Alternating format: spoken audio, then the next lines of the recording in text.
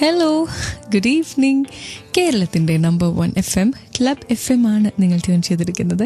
കേട്ടുകൊണ്ടിരിക്കുന്നത് love bytes, പ്രണയിക്കുന്നവരുടെ സ്വന്തം നേരം വിത്ത് റേണു. കനക മൈലാഞ്ചി നീരിൽ തൊടുത്ത നിൻവിരൽ തൊടുമ്പോൾ കിനാവ് ചുരന്നതും നെടിയ കണ്ണിലെ കൃഷ്ണകാന്തങ്ങൾ തൻ കിരണമേറ്റിൻ്റെ ചില്ലകൾ പോത്തതും ഞാൻ ഓർക്കുന്നു.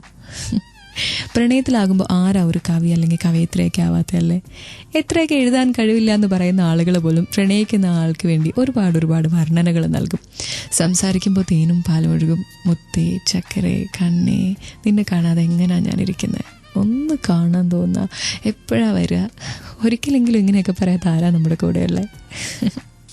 ക്ലബ് FM ലവ് ബൈറ്റ്സിൽ ആ പ്രണയത്തെ സ്നേഹിക്കുന്നവർക്കായാണ് ഈ സമയം. കൂടെ റീണു കേട്ടുകൊണ്ടിരിക്കുക, കാരണം ഇവിടെ മാത്രം ടൺ കണക്കിന് romance. Welcome back to love bites on club FM. കൂടെ റീണു. വെള്ളിയാഴ്ചകളിൽ അറിയാമല്ലോ, നമ്മളൊരു സിനിമ എടുത്തിട്ട് ആ സിനിമയിൽ ഇങ്ങനെ റൊമാൻറ്റിക് ഡയലോഗ്സൊക്കെ ആലോചിച്ചും കേട്ടുമൊക്കെ ഇരിക്കും. ഇന്ന് ബോഡി ഗാർഡാണ് ഞാൻ കണ്ട സിനിമ കേട്ടോ. പണ്ട് കാണാൻ പറ്റിയില്ല അന്നേ. അതിൽ ദിലീപിനെ പറ്റിക്കാൻ വേണ്ടിയിട്ട് നയൻതാര വിളിക്കുന്ന ഫോൺ കോൾസ് ഉണ്ട്. അത് കേൾക്കുമ്പോൾ അവൻ ആകാംക്ഷയാവുകയാണ്, ആരാണ് ഈ പെൺകുട്ടി, ഒന്ന് അറിയണ്ടേ? ഇയാളെ കണ്ടുപിടിക്കാൻ എനിക്ക് സാധിക്കില്ല. ഇനി പറ, എന്താ പേര്, ഏതാ ക്ലാസ്? എന്തിനാ എന്നെ പിടികൂടി കച്ചറയുണ്ടാക്കാനല്ലേ? ഹേയ്, എനിക്കിപ്പോ ഇയാളോട് ദേഷ്യമൊന്നുമില്ലല്ലോ. ദേഷ്യം ഇല്ലാണ്ടായ മാത്രം പോരാ, ഇഷ്ടം ഉണ്ടാവുകയും വേണം. ആളെ നേരി കാണണ്ട എങ്ങനെയാ? ചോദിക്കുന്ന ചോദ്യം ശരിയല്ലേ? നേരി കാണാത്ത ഒരാളെ നമുക്ക് ഇഷ്ടപ്പെടാൻ പറ്റുമോ? അങ്ങനെ ഇഷ്ടം വന്നാൽ തന്നെ പിന്നെ അയാളെ നേരിട്ട് കാണുമ്പോൾ ഇഷ്ടം പോയാലോ? അതെ, ഫേസ്ബുക്കിൽ ക്ലബ് FM കോൺടെസ്റ്റ് പേജിൽ ഞാനൊരു ചോദ്യം ചോദിച്ചിട്ടുണ്ട്. അതിന് ഉത്തരം തന്നേ പറ്റൂ. ഞാൻ കേട്ടുകൊണ്ടിരിക്കുക love bites on club FM. ഇവിടെ മാത്രം ടൺ കണക്കിന് റൊമാൻസ്. മനോഹരമായ പ്രണയ ഗാനങ്ങൾ നിറഞ്ഞ ക്ലബ് FMലെ ലവ് ബൈറ്റ്സിൽ ഞാൻ റീണു. ഒരു തമാശയ്ക്ക് വേണ്ടി തുടങ്ങുന്ന ഫോൺ കോളാണ്. അവളുടെ പുറകെ നിന്ന് അവനെ മാറ്റാൻ വേണ്ടിയിട്ട് അവളത് ചെയ്യുന്നത്. പക്ഷെ എവിടെയായത് എത്തിത്തീരുന്നത്? അവൻ പൊക്കി പറയുന്ന അവളെക്കുറിച്ച് തന്നെയാണ്. അത് കേൾക്കാൻ അവൾക്ക് ഇഷ്ടമാണ്. ഇപ്പോൾ അവൻ്റെ പ്രണയം വേണമെന്ന് അവൾക്ക് തോന്നി തുടങ്ങി. ജയകൃഷ്ണൻ ഇങ്ങനെ പറയുമ്പോഴാ ആ അമ്മൂനെ കുറിച്ച് കൂടുതലായിട്ട് കേൾക്കാൻ തോന്നണേ. അതുപോലെ ആയാൽ എന്നോടും ഇഷ്ടവും മതിപ്പൊക്കെ ഉണ്ടാവില്ലേ ജയകൃഷ്ണന്? ഞാൻ അമ്മൂനെ പോലെ ആകാൻ ശ്രമിക്കുന്നത് ഇഷ്ടമല്ലാന്നുണ്ടോ? നമുക്കൊരാളോട് ഇഷ്ടമുണ്ടെന്ന് വിചാരിച്ചോ, അപ്പം നമ്മുടെ ആദ്യത്തെ ആഗ്രഹം അയാൾക്ക് നമ്മളോട് ഇഷ്ടമുണ്ടോ എന്ന് മനസ്സിലാക്കുക എന്നുള്ളതാണ്.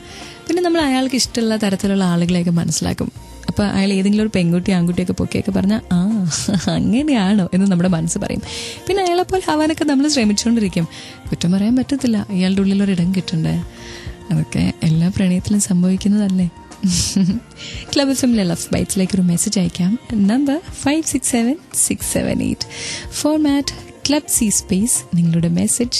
ഞാൻ കേട്ടുകൊണ്ടിരിക്കുക ലവ് ബൈറ്റ്സ് വിത്ത് റേണു. ഇവിടെ മാത്രം ടൺ കണക്കിന് റൊമാൻസ്. ഇങ്ങനെയുള്ളൊരു കുട്ടിയെ കുറിച്ച് അനാവശ്യം പറഞ്ഞ ആർക്കാ ദേഷ്യം വരാതിരിക്കുക? സോറി. എന്തിനാ എന്നോട് സോറി പറയണേ? അമ്മൂനെ കുറിച്ചൊരു ചീത്ത കേൾക്കുന്നവന് ഇഷ്ടമല്ല, അതാരാ പറയുന്നെങ്കിലും. ക്ലബ് FMൽ ഇത് ലവ് ബൈറ്റ്സ്. കൂടെ റീണു. ഈ ഡയലോഗ് ബോഡി ഗാർഡിലെ ആണേ. തെറ്റ് നമ്മുടെ ആണെങ്കിൽ കൂടി ഒരു സോറി കേൾക്കാനായിട്ട് അതൊരു പ്രണയത്തിൽ എല്ലാവർക്കും ഇഷ്ടമാണല്ലോ. ഇപ്പോഴാണ് ഞാൻ തിരിച്ചറിയണേ Jayakrishnan. I love you, Jayakrishnan. Really, I love you. പ്രണയിക്കാൻ വേണ്ടി തുടങ്ങിയൊരു ബന്ധമാണോ?